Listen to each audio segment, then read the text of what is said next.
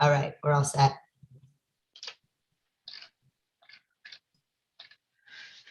Okay, let's go ahead and stand for the pledge.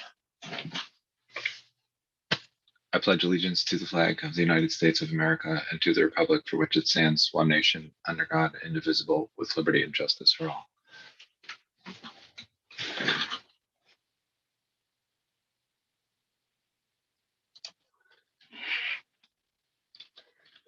So we're going to add a couple of things to the consent agenda. One is regarding holiday pay for Pat Koch for Election Day.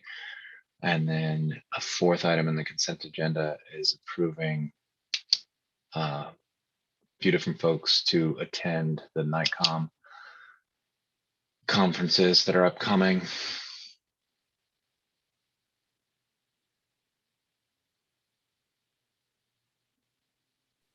Let's go ahead. I'll participate in those conferences as well, both the fair housing considerations for municipalities as well as the regulating cannabis code.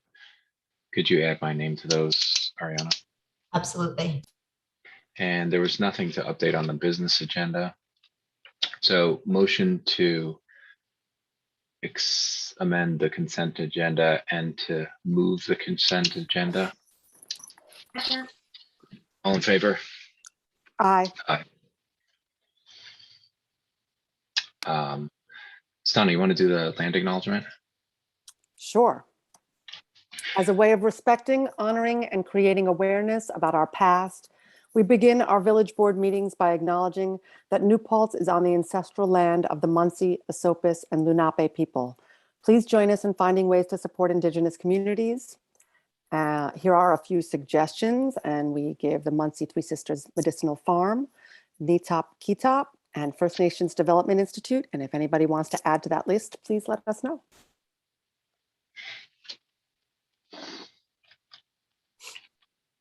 Okay. I think you added some of these announcements, Stana, so you want to take us through the announcements that were added? Sure. The New Paltz Police Commission.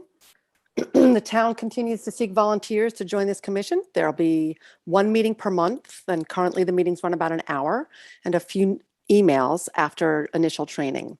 We're particularly in need of folks from traditionally underrepresented communities, and community members interested in volunteering should send a letter of interest to assistant@townofnewpaltz.org. That's the first one. The second one is, do you have any books that you're never going to read? Elting Library will be holding a holiday book sale in December, but they need our help. They need books in excellent condition, all genres, age levels, interests, to sell at a reduced price at their sale. Donations are being accepted in the Steinberg reading room during regular library hours, November 15th through December 11th. Please only donate books that can be gifted or regifted, we should say. And if you have any questions, you can call the library or contact Jillian Murphy, gmurphy@eltinglibrary.org.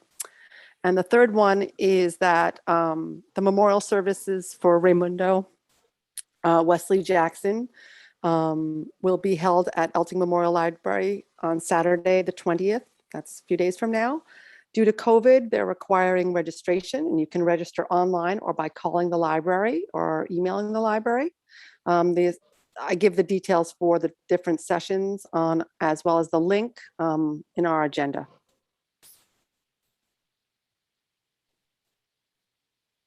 Okay, any other announcements?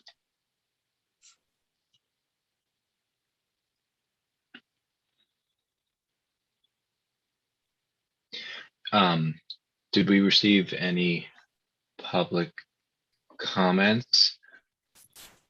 No written public comments were received, but Daniel here would like to make a comment. Okay. Hey, Daniel, go ahead. Hi, everyone. My name is Daniel Schneedoven I'm a resident of New Paltz. I apologize. I normally wouldn't speak at consecutive meetings about something that isn't on your agenda, but I want to briefly clarify a key point that emerged in your discussion last week of the possibility of the village providing water sewer service to the proposed Trans Hudson project on the corner of North Butt and 299. First, I just want to thank you all for sending that letter to the DOT, expressing your commitment to protecting the safety of EST users along 299. This board has for years commendably advocated for bike and pedestrian safety in and around the village, in spite of frustrating intransigence on the part of the regional DOT office. At last week's meeting, however, I think you were underestimating the kind of broad discretionary powers you hold in this situation. The fate of the dangerous Route 299 driveway, long opposed by the Bike Ped Committee, and which has generated a lot of legitimate concern among many others, including many of you, does not rest ultimately in the hands of DOT. It's true that DOT needs to approve it, which they likely will. However, the approval does not obligate that it be built. It just means that it could be built. As you know too well, while the DOT can measure whether a design is based on a recognized standard, they are not regarded as a reliable arbiter of bike and pedestrian safety. The question to ask yourself is, are you satisfied with a proposal that meets a bare minimum standard, or do you want to insist on a design that includes safety measures befitting the incredible asset to New Paltz that is the Empire State Trail? This stretch of the trail is used on a daily basis by teens going to the high school, by residents and visitors alike. You have an opportunity here to make sure that their safety is not materially compromised through the building of this driveway. And there was a misconception that the construction of this driveway is beyond the purview of the village board and that you'd be stepping on the toes of others by opposing it. Protecting public safety on a major piece of infrastructure that runs through the village and the town, such as the EST, is absolutely your purview. Indeed, it's one of your primary responsibilities. For example, in 2019, the village, to its credit, played a key role in making sure that the connector trail now proposed to go through the site would be incorporated into the site plan. And this was a major safety improvement. The village is not required to provide water and sewer service to a prospective customer in the town. In fact, as you recall, for many years, the town planning board forced Trans Hudson to prove that there was adequate well water on their site, precisely because the village had indicated that it was unlikely to extend water and sewer service. Of course, it's fine for the village to change its mind and enter into negotiations as you have. However, as you determine what the terms of the agreement would need to be for a deal to make sense to the village, it's absolutely appropriate to include public safety in your negotiation. The removal of the Route 299 driveway could be just another condition of a future agreement, just like the already discussed terms, such as reimbursing the village for capital costs and engineering fees, et cetera.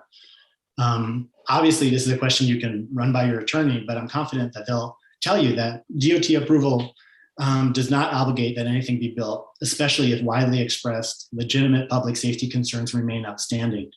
I urge you to make the removal of the dangerous Route 299 driveway a necessary condition of all future negotiations with Trans Hudson about the extension of water sewer service to their project. The impact of the decision will last long beyond your respective terms as board members. Thanks again, and I apologize for talking about this 2 weeks in a row. No problem. Thank you, Daniel. Thank you, Daniel. It's important, then we should be discussing it more. So I really appreciate you coming forward. Thank you.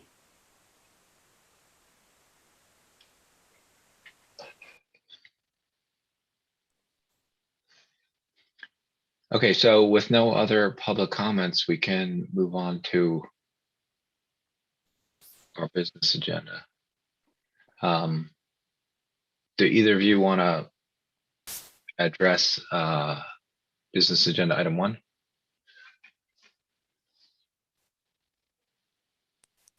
I don't have anything tonight.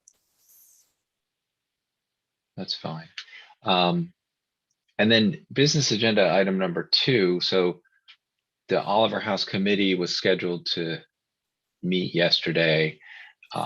There's a last minute schedule change. They were unable to meet. I believe the meeting is rescheduled for next week. I want to leave. That's correct, Tim. Yeah, sorry. Yeah, it's next week at 4 p.m. We'll meet. Okay. And then Well, you're not going to meet every day next week at 4 p.m. No, I'm sorry. It's Tuesday of next week. I thought that was said. Sorry. Thank you. So I think we'll ask the committee whether to extend the award date, because they're gonna look at the submissions and assess how much time they'll need. So the way I would like to do everything regarding this process is to lean on that committee for their recommendations, and then, you know, we're the folks who can make things official. But I feel very good about the folks that we have who have volunteered to serve on the committee. So let's see what they think about how much time they will need and whether the award date needs to be extended. Because I think in the RFP that we shared publicly, the award date was, the date would be a little bit tight. So I just want to make sure there's enough flexibility. Does that capture it, Bill? Yeah, yes, thanks, Tim. It does. We've had a couple of delays, but we will meet Tuesday at 4 p.m. next week, review the materials, and then we'll also discuss about moving the date. So yes, thank you. Right. So, and then I think we should also mention that we want to make sure that that conversation is available to the public. It's not like a publicly noticed meeting, but the meeting will be recorded, and then we'll make sure that it's available for anyone interested in seeing the deliberations amongst the committee members. So that would be available on YouTube and the village website. Yeah, it's a Zoom meeting, so yes, we'll be recording it. Right. Okay.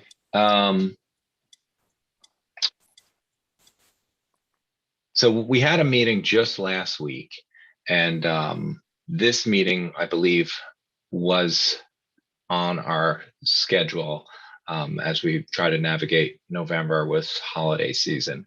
So our expectation, or I believe the situation here is that we're having this meeting, so we probably have some bills and claims housekeeping that's necessary for our treasurer's department, but it seemed like it also made sense to go ahead and continue our conversation about the proposed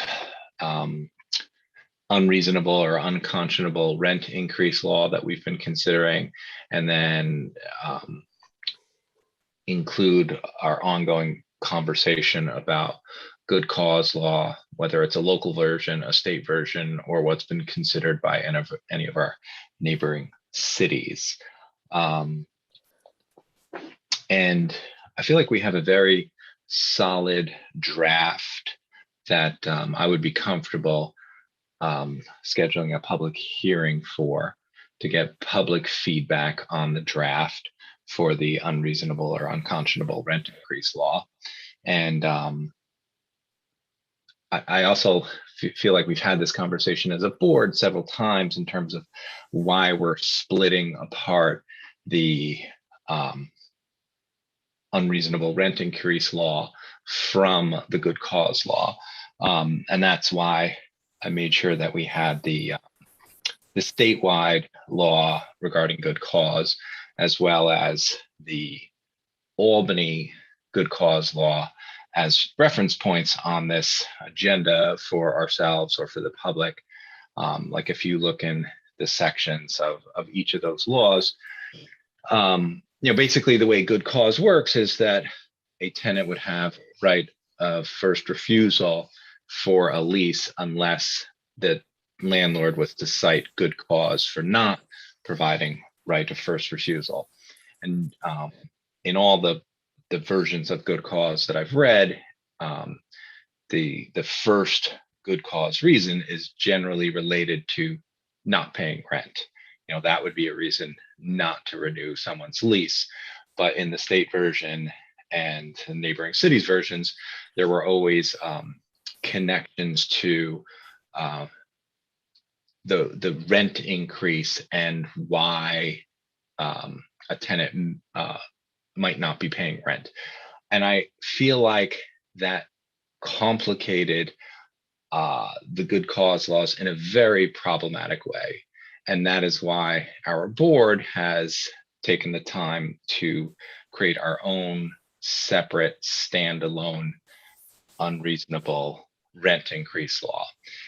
And then in addition to making it more clear, I think the other benefit to having this considered separately is because the good cause laws as they're currently written may be considered laws that could be preempted by the New York State rent stabilization process that has existed in New York City since '74 and then was updated in 2019. 19. And the way that law works, or the way that process works, is we would have to declare an emergency based on vacancy rates in rental properties with 6 or more units.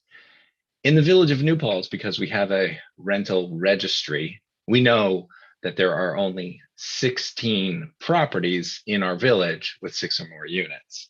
So we also know that the vast majority of the rental stock in our community are rental properties with fewer than 6 units. So this concern of preemption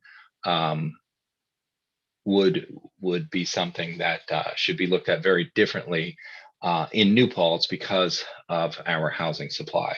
And that's why we're pursuing, and it's clearly articulated in the intent and justification section of our own separate unreasonable rent increase law. We're trying to write a law that's appropriate and impactful for New Paltz. And that's why we would be pulling this out and just treating it very separately, because the only process that currently exists in New York State is one that is basically a solution for cities and not a solution for communities like ours with a very different type of rental supply.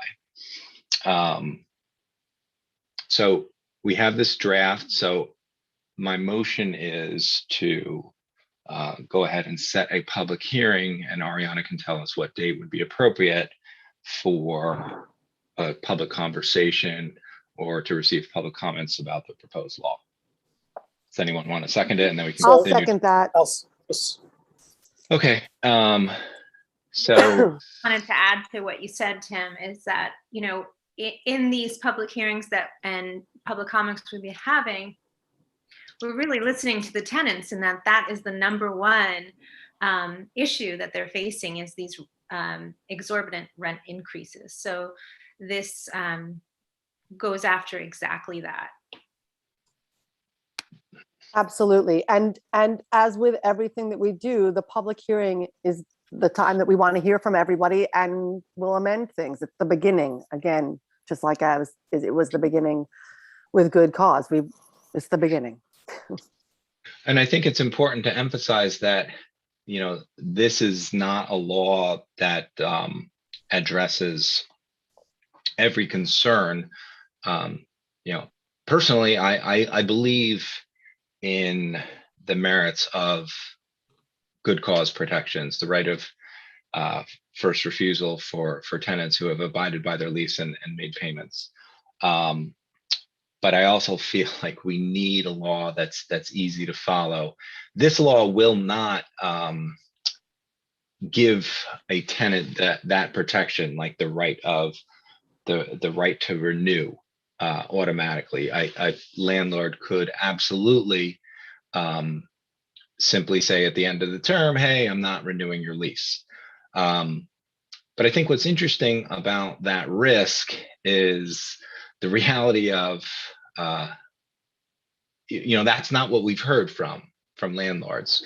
From tenants. We have not heard from tenants who have said that their leases have not been renewed, even though they've been paying rent and following the terms of the lease. What we've heard from tenants is that their leases, the renewal rates are much higher, and that's what we're trying to address with this law.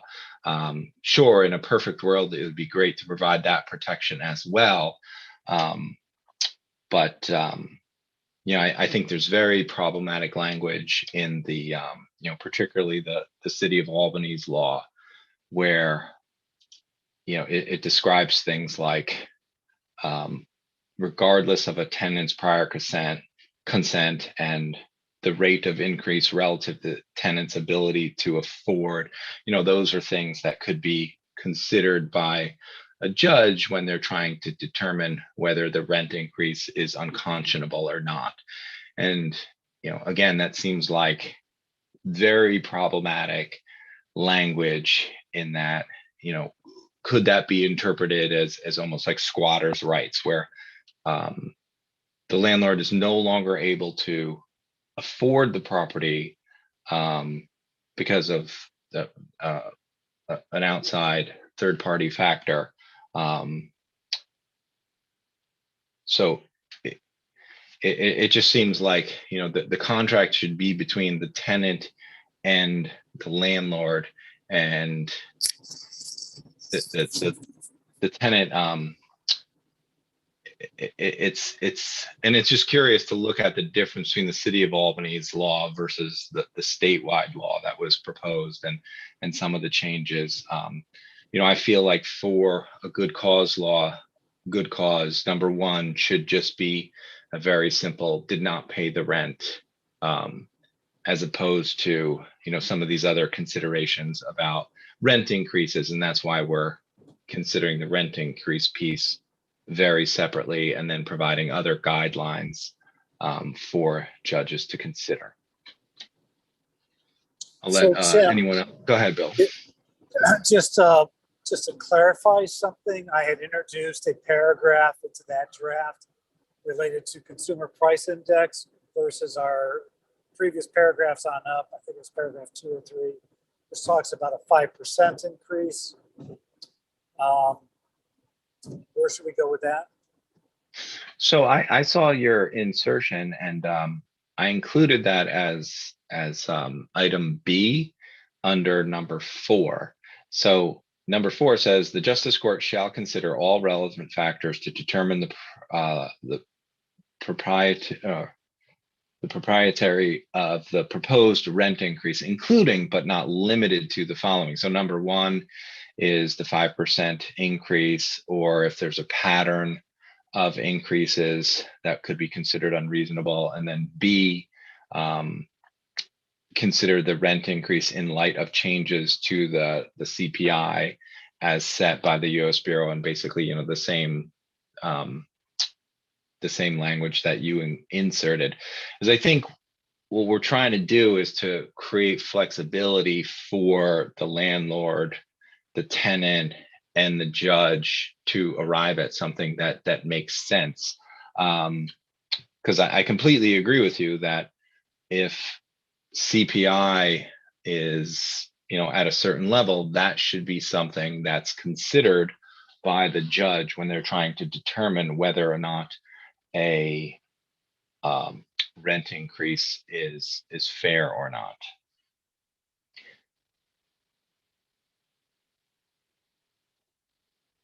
So the other thing, and I'll have to get some clarification, is New York State falls in the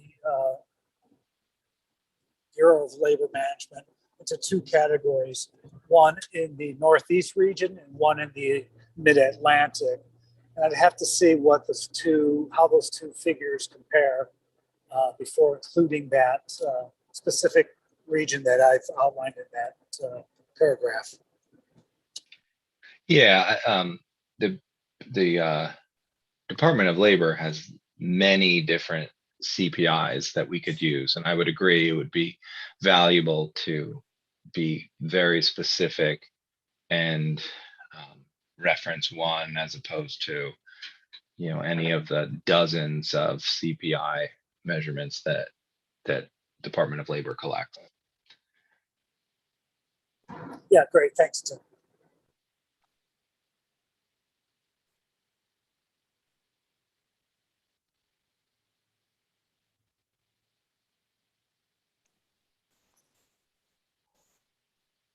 And I think what's follow unique. up a little bit. Go ahead, Bill. Go ahead, Bill. Sorry, just to follow up, I totally agree with what you've laid out for us. During our public comments and what we received via email from tenants and citizens in New Paltz, there was an emphasis on the rate increases as being way too much for tenants to carry. And I continue to hear stories from tenants about rates going up, 10, 15, 20, 25%. And I think this is a great way of addressing that situation. But what's, to just, be our own devil's advocate though, like what's our thinking in terms of, you could have a situation where a landlord wants to raise the rent, and instead of even offering a renewed rate with their current tenant, they just evict them at the end of the term. That's the language that I guess is technically correct. So, Or don't renew. Which is, same thing. So they don't renew, and then you don't even have a chance to renew even at that higher rate, because the landlord is rolling the dice that they will be able to find a new tenant who will pay that higher rate that the landlord assumes that the current tenant cannot pay. So that's an unappealing situation where, an individual is suddenly found in a situation where then they have to find a new housing situation. So maybe that lease has to be presented to the existing tenant before it goes beyond or outside that tenant.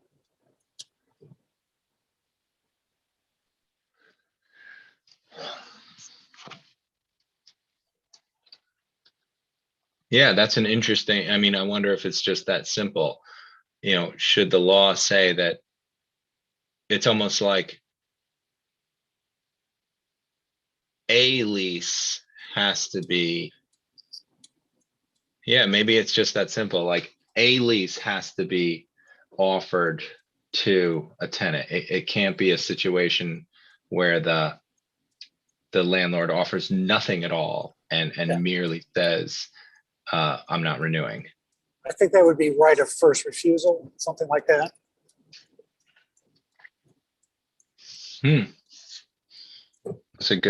That could be a good addition, where then the landlord has to really think about, because there's a strong case to be made for the idea that landlords do benefit from less turnover.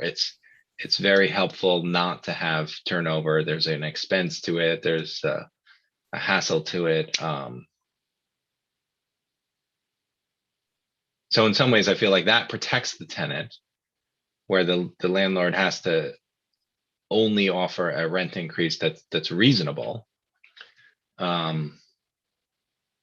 maybe, we can ask our attorney to insert, that could be a friendly amendment. We could still set this public hearing with the intention of adding a stipulation, and then we'll get the wordsmithing ironed out with our attorney.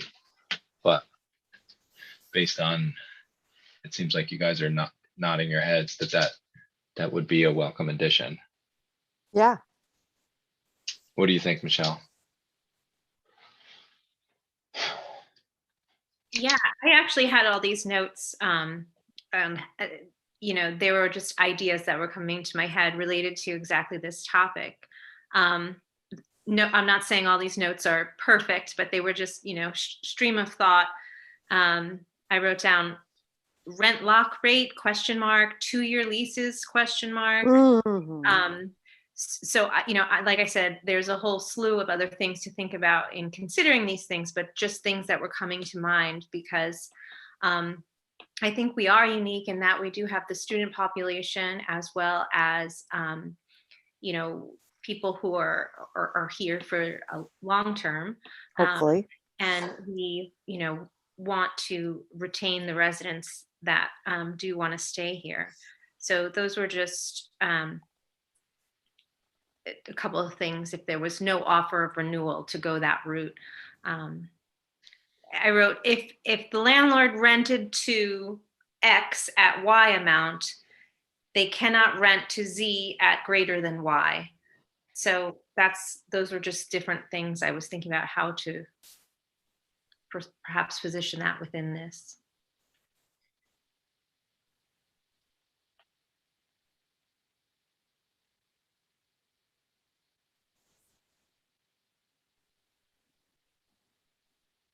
I like the first refusal idea. I think that's where we're all still like, yeah. But then that doesn't address your creep factor considerations, Donna, that we have discussed. Right. So for a landlord, because we did also discuss, I believe it was in the Berkeley law, that it kicks in at the second year. So there has to be a renewal once before we do GC, basically. Because if there's something that doesn't meet a particular standard, but this person is creeping people out, either the person who owns the building or their neighbors, that, obviously we cannot legislate for every possible thing that's going to come up, but we'd like to be thoughtful about such things and not force a situation that doesn't need to be forced. So my notes here based on that, it's saying, but only for a second and subsequent renewals and not for the first renewal. Do we like that better or not? I do. I think it makes some sense. Like, it gives the landlord some power, but it might be appreciated by the other tenants in the building. But then the protection for the tenant kicks in for the second renewal and for future renewals. Right. Once you've been renewed once, then you have some stability. You've said you want to stay. They've said they want to keep you. And so then that's when really the full good cause stuff kicks in. Okay. I want to hear what Bill and Michelle think about that.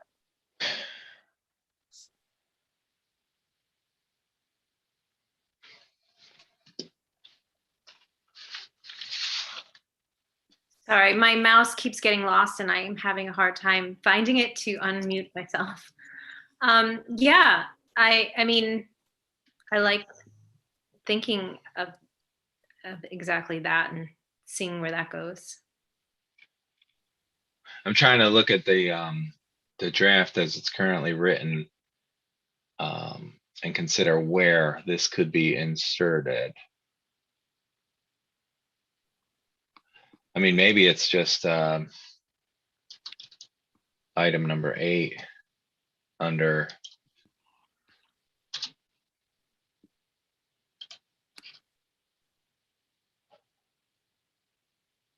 prohibition.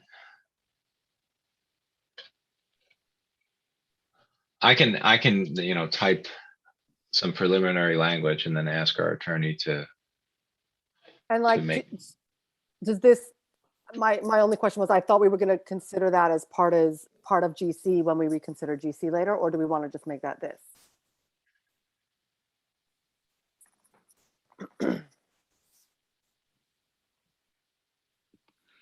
What, am I muted? You're good. No. So Stan, I feel that this is, although we were explicit in that we wanted to keep it separate, this is sort of related to that sticky point of if the landlord just doesn't offer the renewal. So I do think it could belong here. I would get clarity from our attorney, but I would be comfortable with it being here. Yeah, I think I agree. How about you, Bill?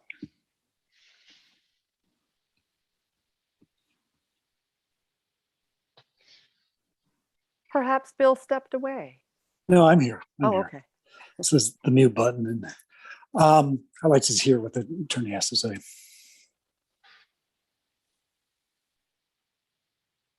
Great. So we'll put it in. We'll see what the attorney has to say, or attorneys have to say.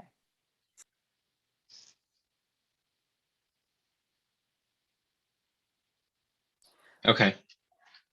Yeah, I have an idea of the wording. I can circulate what that draft could look like, and then we'll have to discuss with our attorney where it could be inserted.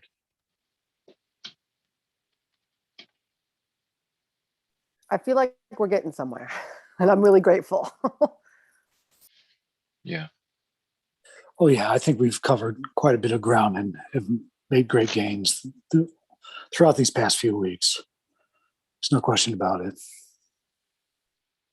And I so appreciate everybody's work and attention and time. And like, we've really all been working really hard here. So I really want to just greatly appreciate all of my colleagues.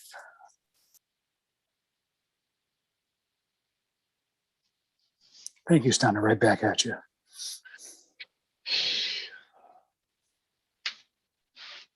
Yeah, I mean, I feel like the other question that continues to nag at us regarding good cause is,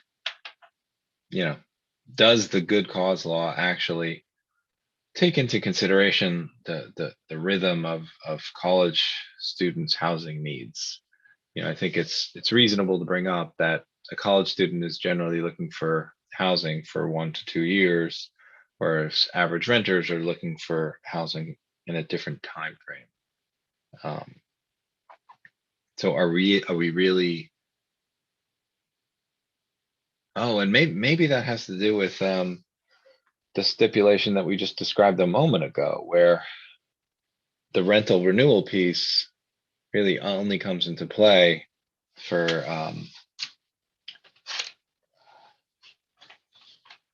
second or subsequent renewal. That might be it right there. That might just do that. Yeah, that's interesting.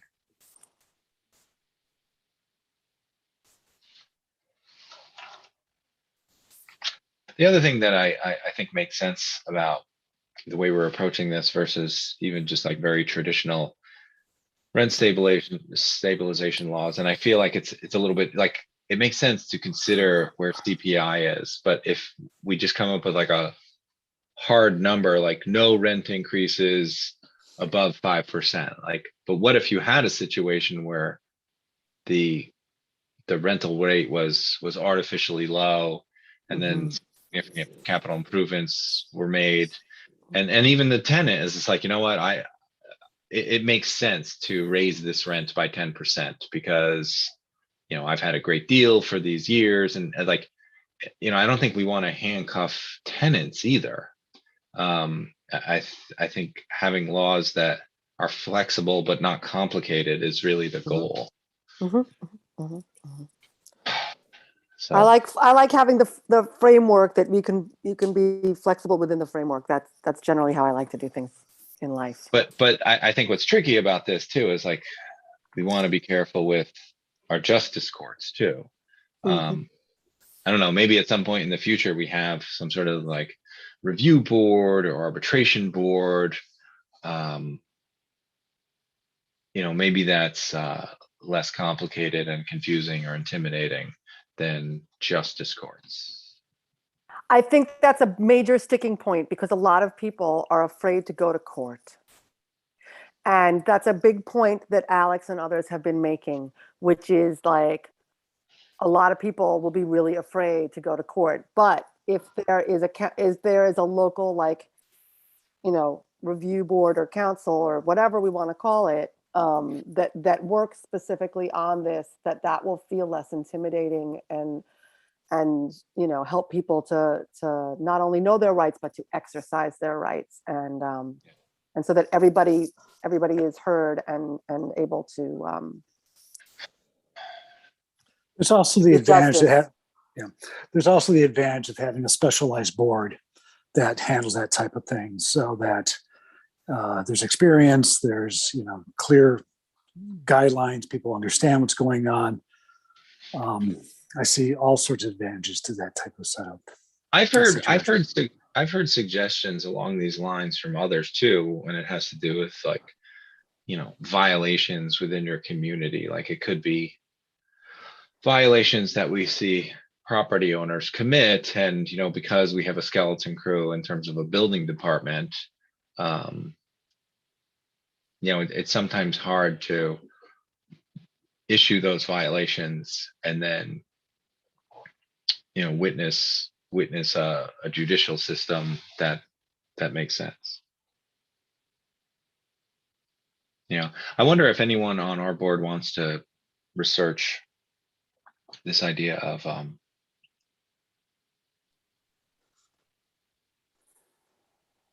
maybe talking with like our attorney or NICOM to see what they think about setting up like a arbitration board or review board where some of these items could get settled before ending up in a judicial court. Yeah, I'll look into it. You want to Thank you, touch base Bill. with Will Yeah. or NICOM? That'd be great. Thank you, thank you. Yeah, I've looked into them previously a couple of years ago when matters arose, and certainly we'll follow up. Thanks. Okay.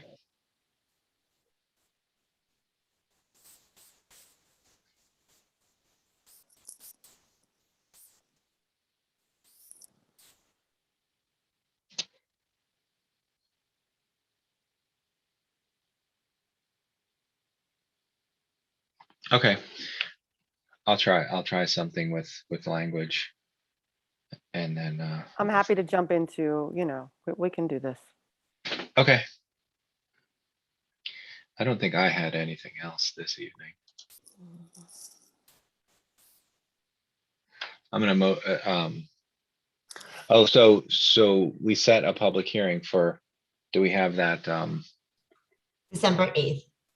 December 8th? Okay, so we can anticipate a public hearing on this proposed law for December 8th. Did someone second that earlier? I seconded it, I think. Okay, Yes. all in favor? Aye. Well, 1 second. Just a quick discussion. How far in advance prior to those public hearings can we make adjustments to the proposed law? Can we do it up till 48 hours or something like that, if need be? I mean, if you want to be really strict about that, you would not set the public hearing until after. But because the way this board like workshops in public hearings, I think like just going ahead and setting it and then working on the law as you need to, is fine. As long as we work in the one draft that we have and it's all visible, and the public can see what the law is before coming into the public hearing, if they don't look at the final version because they printed it out, that's kind of that, because you guys probably won't close the public hearing that same night either. Yeah. I think 48 hours before the start of the public hearing makes sense. And like, I think the way we're approaching this makes sense too, in that like, we've already discussed, we have a draft, but we were like, okay, but we want to insert this language. So that's different than going in cold. We have language that we want to include. Yeah, I like 48 or 72. But in addition to that, like we already have a topic and a line that we want to insert. We just don't necessarily have the wording, but we explained what it's for. It was that idea of like the tenant must receive a lease to consider and not just a non-renewal notice. Right. But then only after a second and subsequent renewal, after second and subsequent renewals. So I'll insert at least like language that gets us 80% there, and then the Yep. attorney can finish it. Yeah, and I'll play with it with you if you want. Yeah, you'll see it in there, and it'd be great if you guys had feedback. I'll do it right now.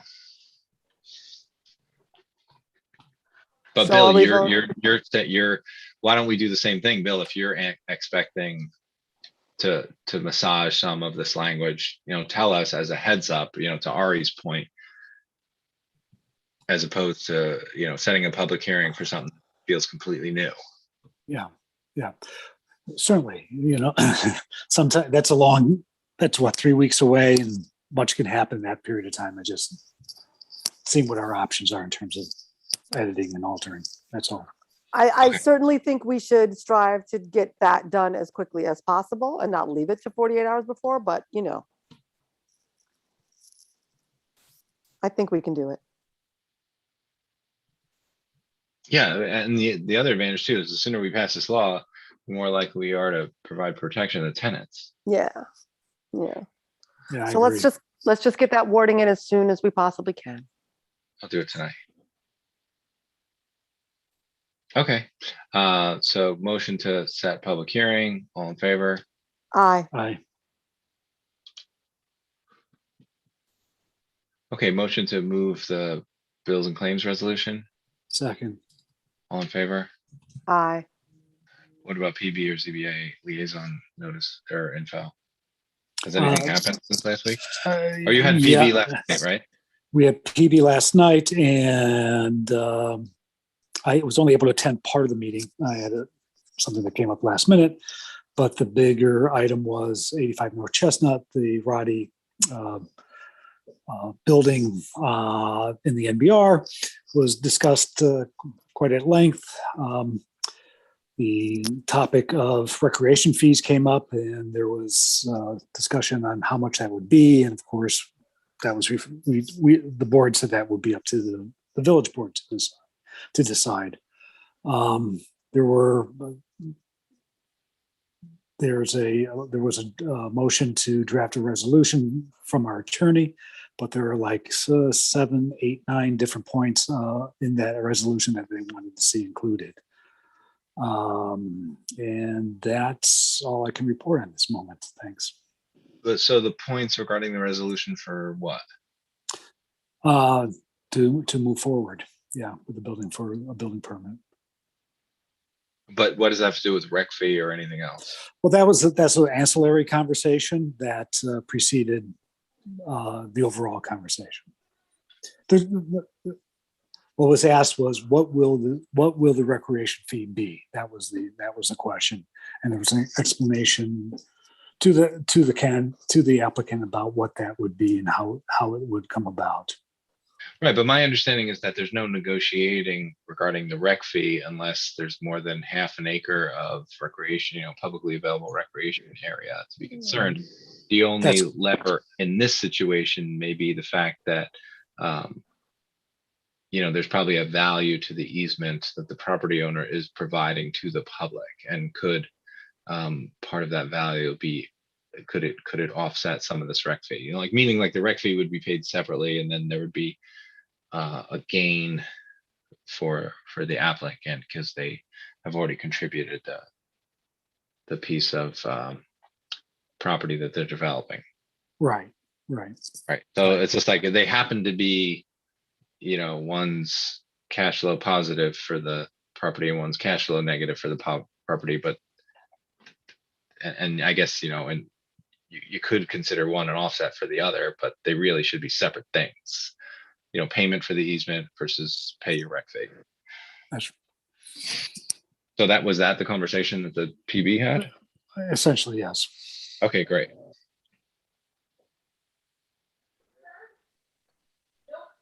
The ZBA did not meet. Okay.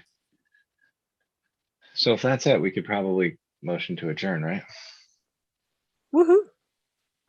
But I'll send over the insertion for this adoptive law straight away, but it seems like it's good to go to share publicly, and it is publicly available because it's just part of this agenda. Okay.